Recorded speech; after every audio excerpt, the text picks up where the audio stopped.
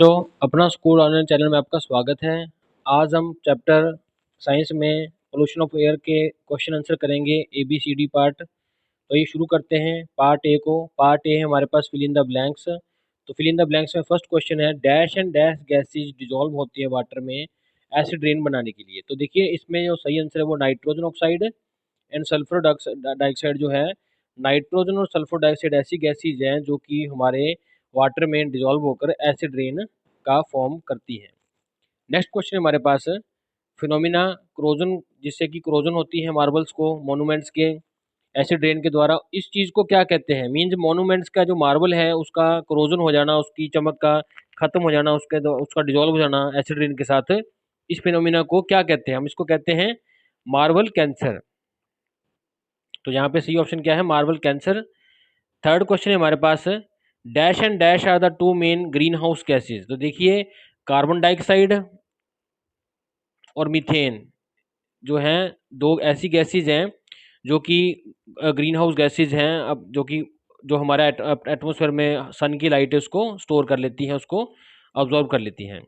Fourth question है हमारे पास, phenomena जिसके कारण हमारा जो अर्थ का जो एवरेज टेम्परेचर है वो बढ़ जाता है ग्रीन हाउस गैसेज के इफेक्ट से, इसको कहते हैं हम ग्लोबल वार्मिंग।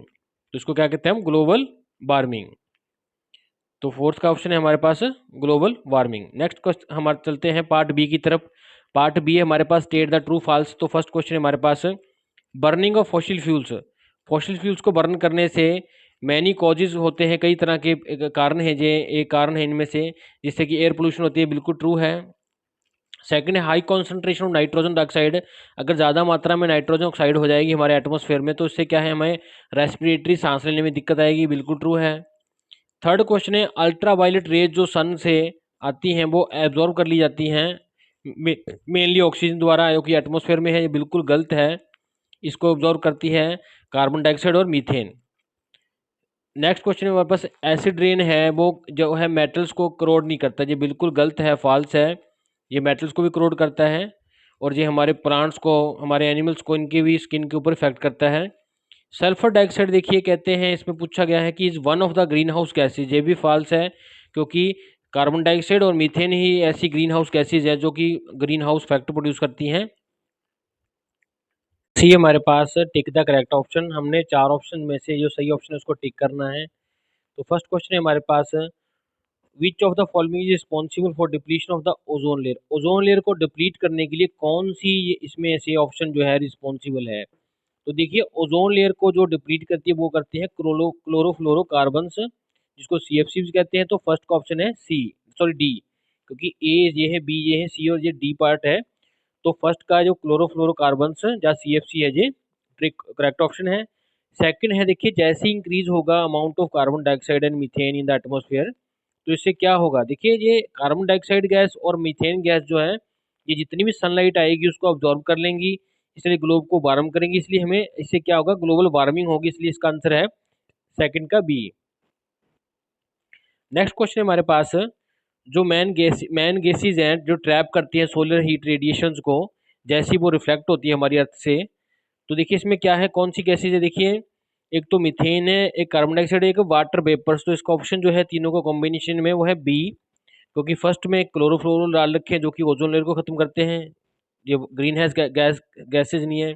यहाँ भी क्लोरोफ्लोरो डाल रखा है जो भी गलत है।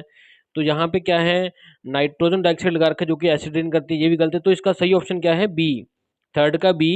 कार्बन डाइऑक्साइड, मीथेन और वाटर वेपर सी अपना ग्रीन हाउस गैसेज हैं जो कि जितनी भी सनलाइट हमारी अर्थ पे आ रही है उसको रिफ्लेक्ट होते हुए जो वापस नहीं भेजते, इसको अब्जॉर्ब कर लेते हैं। नेक्स्ट बात करते हैं पार्ट क्वेश्चन नंबर 4, कि जो ताजमहल है आगरा, उसको डैमेज हो रही है अपने सराउंडिंग एटमॉस्फेयर से, क्योंकि इसमें वो क्या है, सराउंडिंग एटमॉस्फेयर में क्या है? देखिए इसमें बताया था आपको जैसे कि सल्फर डाइऑक्साइड एक ऐसा गैस है जो कि वाटर के साथ मिक्स होकर एसिड बनाती है, सल्फ्यूरिक एसिड, जो कि ताजमहल जो है उसको करोड कर रही है। तो इसके लिए जो ऑप्शन है 4 का ए। नेक्स्ट क्वेश्चन हमारे पास, जब स्मोक जो है कंबाइन हो जाती है वाटर वेपर्स के साथ या डस्ट पार्टिकल्स के साथ, तो देखिए प्रेजेंस ऑफ सनलाइट में क्या फॉर्म करती है? तो इसका आंसर है स्मोग, क्योंकि स्मोक क्या है, स्मोक और फॉग से मिलकर बनता है स्मोग। तो इसका आंसर है फिफ्थ का सी। चलते चलते हैं पार्ट डी की तरफ। पार्ट डी है हमारे पास first question, define the term pollutants. Pollutant क्या होते हैं? देखिए, कोई भी सब्सटेंस जो कैपेबल है हार्मफुल इफेक्ट करने के लायक है, जब वो प्रेजेंट हो जाता है एटमॉस्फेयर में, एनवायरनमेंट में, एक ऐसी प्रोपोर्शन में जो कि उसकी नेचुरल प्रोपोर्शन से ज़्यादा था, तो उसको कहते हैं पोल्यूटेंट। तो बात करते हैं सेकंड क्वेश्चन की, state the two causes of air pollution. Air pollution के दो कारण बताने हैं, कॉज बताने हैं। देखिए, एक्सेसिव बर्निंग करने से फॉसिल फ्यूल्स को, जैसे कोयले को, कैरोसिन को, पेट्रोल डीजल को, इससे क्या है, एयर पोल्यूशन होगा। स्मोक जो है फैक्ट्री से और व्हीकल से निकलती है, उसके कारण भी एयर का पोल्यूशन होता है, एयर हमारी फिट नहीं रहती ब्रीथ करने के लिए। नेक्स्ट क्वेश्चन हमारे पास, how is carboxyhaemoglobin formed. तो देखिए, जो कार्बन मोनोऑक्साइड गैस होती है, जैसे हम इसको इनहेल कर लेंगे, जो कि प्रोड्यूस तब होती है जब हम किसी चीज़ को बर्न करते हैं ऑक्सीजन की शॉर्टेज में, तो ये गैस क्या है, हमारे लंग्स में पहुंच जाएगी, हमारे ब्लड में पहुंच जाएगी, जिसके कारण ये हीमोग्लोबिन के साथ कंबाइन होकर एक सब्सटेंस बनाएगी, complex carboxy haemoglobin. Next question है हमारे पास, हमने हार्मफुल इफेक्ट्स बताने हैं क्लोरोफ्लोरोकार्बन्स के। तो देखिए, इनको सीएफसी शॉर्ट फॉर्म में कहते हैं। ये क्या करते हैं, जैसे एनवायरनमेंट में जाते हैं, ये क्या है, हमारी जो ओजोन लेयर इसको डिप्लीट कर देते हैं, इसको कम कर देते हैं, जिसके कारण जो हमारा ओजोन लेयर में से जो हमारी अल्ट्रा वायलेट रेज थी सन के द्वारा, वो आ जाती हैं, जिससे हमारा नुकसान होता है। तो ये मेनली कहने का मतलब, सीएफसीज क्या करती हैं, हमारी जो ऑक्सीजन से बनी हुई लेयर है, जिसको ओजोन लेयर कहते हैं, ये O3 ऑक्सीजन के 3 एटम से बनी होती है, इसको ये डिप्लीट करते हैं, इसको खत्म कर देते हैं। नेक्स्ट क्वेश्चन हमारे पास, हमने सुजेस्ट करना है कोई तरीके जिससे हम हेल्प कर सके, कंट्रोल कर सके ग्लोबल वार्मिंग को। तो इससे देखिए, फर्स्ट मेयर क्या है कि हमें डिफोरेस्टेशन करना चाहिए बंद। अगर उसको बंद नहीं करेंगे तो उससे क्या है, पेड़ कटते जाएंगे, हमारा बैलेंस जो है कार्बन डाइऑक्साइड का और ऑक्सीजन का, वो इम्बैलेंस हो जाएगा। नेक्स्ट, हमें मोर ट्रीज उगाने चाहिए, प्लांट करने चाहिए। थर्ड, हमें क्लोरोफ्लोरोकार्बन्स को बिल्कुल रिड्यूस कर देना चाहिए, हो सके तो उनको, इनका यूज़ बंद कर देना चाहिए। नेक्स्ट हमारे पास पार्ट ई में फर्स्ट क्वेश्चन है, देखिए, बताना है कि स्मोक का मतलब क्या है, इसके हार्मफुल इफेक्ट्स क्या है। तो देखिए, विंटर्स में क्या है, एक थिक फॉग सी आती है, एक एनवेल्प सा बन जाता है एटमोसफेयर में। तो ये लेयर जो होती है, ये दो चीज़ों से बनी होती है, एक स्मोक धुएं से, और फॉग मीन्स वाटर के वेपर से। तो ये दोनों मिल जाते हैं, तो ये क्या है, स्मोक में क्या होता है, ऑक्साइड्स होते हैं नाइट्रोजन के, जो कि एयर पोल्यूटेंट्स के साथ मिलकर क्या बनाते हैं, स्मोक बना देते हैं। तो इसके हार्मफुल फैक्ट्स की बात करें, तो ये डिजीज पैदा करते हैं, जो हमें लंग्स को नुकसान करते हैं, अस्थमा जैसी बीमारियां प्रोड्यूस करते हैं। और ये हमारी जो सनलाइट है अर्थ पे आने से रोकते हैं उसको, जिससे हमारे नॉर्मल फंक्शनिंग है प्लांट्स की, वो इफेक्ट होती है। नेक्स्ट क्वेश्चन हमें एक शॉर्ट लिखना है, छोटा सा, एसिड रेन के बारे में बताना है। देखिए, जो एक्सेसिव कार्बन डाइऑक्साइड होती है स्मोक में, और नाइट्रोजन ऑक्साइड होती है, वो रिलीज होती है जब एटमोसफेयर में, तो वह वाटर वेपर्स के कांटेक्ट में आती हैं, जिसके कारण वो क्या है, सल्फ्यूरिक एसिड और नाइट्रिक एसिड का फॉर्मेशन करती हैं। और ये एसिड जब नीचे फॉल करते हैं रेन के कारण, तो ये क्या है, एसिडिक रेन कहलाता है, जिसको कि बहुत ज़्यादा खतरनाक होती है। आगे नेक्स्ट क्वेश्चन है हमारे पास, हमने लिस्ट करना है मेन कॉजेज जिससे इंक्रीज होती है हमारी जो ग्रीन हाउस गैसेज हमारे एटमॉस्फेयर में।